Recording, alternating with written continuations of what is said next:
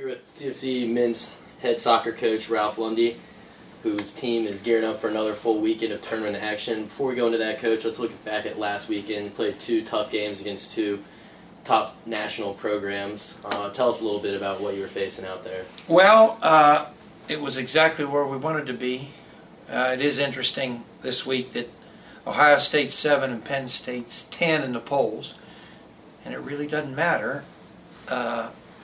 Didn't matter to us during the weekend. We should have been 1-1 probably. Penn State was real good, very, very good, and they had the better of our game. We defended with toughness, but they got a goal with 2 minutes left.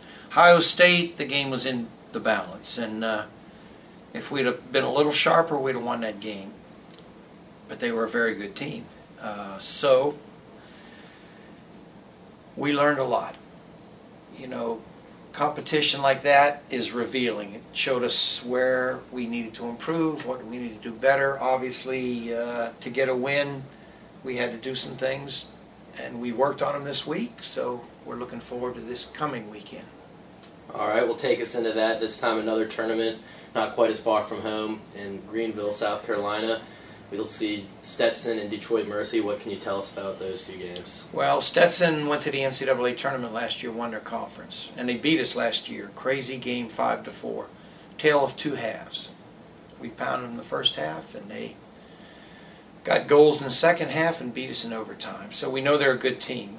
Quite a few excellent international players. Good team. NCAA tournament team.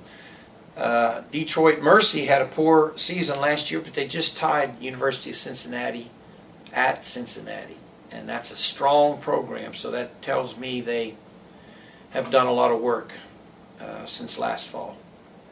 But really the key is for us to get better from last weekend. Again, we played tough teams which reveal where you are.